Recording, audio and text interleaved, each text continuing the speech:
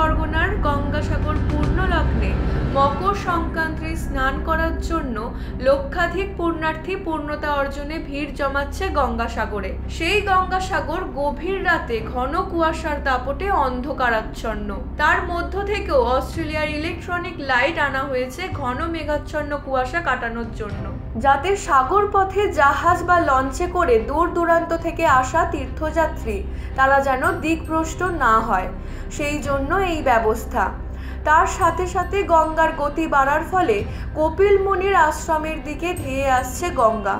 সেই পুণ্যার্থীরা একটু হলেও গঙ্গাকে স্পর্শ করার জন্য কষ্টকে ভুলে গঙ্গার নামে জয়ধ্বনি দিতে থাকে। তার সাথে প্রশাসনেরও এই সুব্যবস্থার জন্য প্রশংসা করতে থাকে তীর্থযাত্রীরা। লক্ষাধিক গঙ্গাসাগরমুখী পুণ্যার্থীদের জন্য প্রশাসনের তরফ থেকে খাদ্য ও পানীয় জলের ব্যবস্থার সাথে গঙ্গাসাগর মেলাকে নিরাপত্তার চাদরে মুড়ে ফেলা হয়েছে।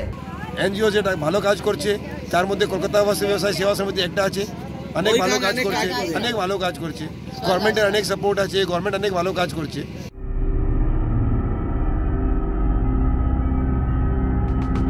Bureau report, U Bangla TV. U Bangla TV, হৃদয় ছুঁয়ে যায়।